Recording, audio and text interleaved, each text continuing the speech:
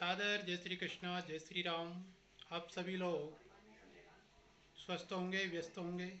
परमात्मा की सबके ऊपर दया दृष्टि सदैव बरसती रहे, यही कामना के साथ आज पुनः एक सत्संग की बेला में हम अपने समय को सार्थक करने जा रहे हैं। प्रिय सज्जनों, आज का जो विषय है वो यह है कि परमात्मा को सर्वस्व मानिए, और परमात्मा सर्वस्व है। जिसकी ऐसी अटूट श्रद्धा है, जिसकी ऐसी भक्ति है कि परमात्मा सब कुछ है, परमात्मा ही हमारे लिए सर्वस्व है, तो उसकी सारी जिम्मेदारी परमात्मा ले लेते हैं।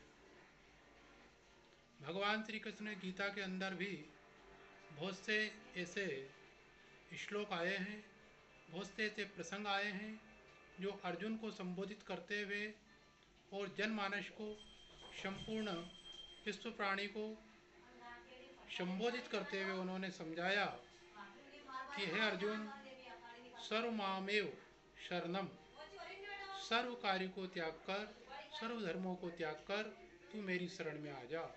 योग क्षेमम वहाम्यहम, मैं तेरे सभी कार्यों को संपादित करूँगा, मैं तेरे सब अपराधों को क्षम्य कर दूँगा, तेरे सारे भार को मैं अपने ऊपर ले लूँगा। ये भगवान श्री कृष्ण अर्जुन को निमित्त मात्र बनाकर अर्जुन को समझाते हुए हम सब लोगों के लिए कहते हैं। एक बार एक सूरदास जी एक मंदिर में दर्शन करने जा रहे थे, तो रास्ते में लोगों ने उनसे पूछा कि सूरदास जी आप कहाँ जा रहे हैं। उन्होंने कहा कि मैं मंदिर में जा रहा हूँ। उन्होंने कहा मंदिर जा रहे हैं, मंदिर जाकर आप क्या करेंगे। उन्होंने कहा क्यों भैया, क्या अभिप्राय है कहने का आपका। उन्होंने कहा आपके तो नेत्र है ही नहीं, आप तो सूरदास जी हैं, तो आप भगवान के दर्शन कैसे करेंगे, आपको तो भगवान के दर्शन हो ही नहीं सकते हैं। ये हम आपका परिहास नहीं कर रहे हैं, जो वास्तविकता है वो आपको बता रहे हैं। उन्होंने कहा बिल्कुल आप मुझे अपनी वास्तविकता बता रहे हैं, आप लोगों का धन्यवाद, आपको साधुवाद। मैं भगवान के दर्शन अपने इन चर्म चक्षुओं से नहीं कर पाऊंगा, क्यों कि ये मेरे पास नहीं है। परंतु आपसे मैं एक बात पूछता हूँ कि अगर क्या मेरे नेत्र नहीं है तो जो मंदिर में ठाकुर जी विराज रहे हैं उनके भी नेत्र नहीं है क्या। उन्होंने कहा नहीं नहीं बाबा जी, कैसी बात करते हो, ठाकुर जी के तो नेत्र हैं, बहुत अच्छे, चंचल, और उनके नेत्रों की तो कोई तारीफ ही नहीं कर सकता है, प्रशंसा ही नहीं कर सकता है। उनने कहा बस मैं यही आपके मुख से सुनना चाहता था, मेरे नेत्र नहीं है ये ठीक है, परंतु आपके, हमारे, मेरे ठाकुर जी के नेत्र तो हैं। जब मैं मंदिर में उनके समक्ष, उनके सामने खड़ा होऊंगा तो मैं भले उनको ना देख पाऊँ, परंतु मेरे छेल बिहारी, मेरे श्याम सुंदर, वह आकारण करुणा वरुणालय मुझे अवश्य देख लेंगे, और उनने मुझे देख लिया तो मेरा मंदिर जाना, मेरा जीवन सार्थक हो जाएगा। और वो हमेशा मुझे देखते हैं जब मैं वहाँ जाता हूँ, ऐसा मेरा विश्वास है।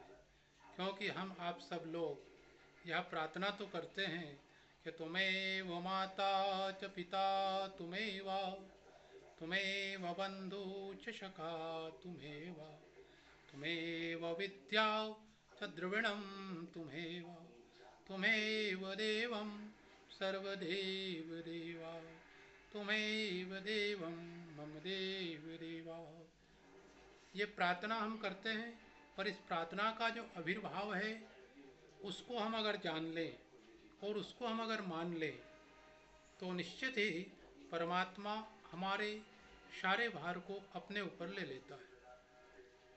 जिस तरह से माता पिता को अपनी संतान की चिंता होती है, संतान उनसे नहीं कहती है कि मुझे खाने के लिए रोटी चाहिए या मुझे पीने के लिए पानी चाहिए।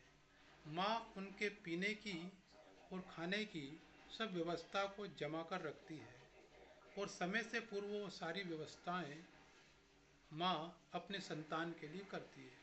पिता अपने पुत्र के लिए जो उसके कर्तव्य हैं, जो उसकी जिम्मेदारी है, उनको निर्वाह करता है। पुत्र को उसके पिता से कहने की आवश्यकता नहीं पड़ती है। उसके कहने से पहले पिता सारी व्यवस्था जमा देता है। तो जब ये मनुष्य शरीर के संबंधित माता पिता हमारी व्यवस्था जमा देते हैं, तो वह जगत का माता पिता, जीव मात्र का माता पिता क्या हमारी व्यवस्था नहीं जमाएगा?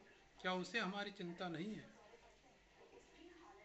अगर हम इन सिद्धांत को मानते हैं और परमात्मा के प्रति हमारी अटूट श्रद्धा है, अटूट भक्ति है, हमारी शरणागति परमात्मा के प्रति है, तो वह हमारे सारे कार्यों को सिद्ध करता है। तो परमात्मा हमारे लिए 24 घंटे अहरनिश तैयार है। हमें चिंता नहीं अपनी, उन्हें चिंता हमारी है। हमारी देह के रक्षक सुदर्शन चक्रधारी है। ऐसा विश्वास रखिए, सदैव वही हमारी चिंता करते हैं। चैनल पर आप नए हो तो सब्सक्राइब कीजिए, लाइक कीजिए, कमेंट कीजिए। जो कोई बात हो पूछिए, अवश्य समय अनुसार आपको उत्तर मिलेगा। जय श्री राधे, जय श्री राम।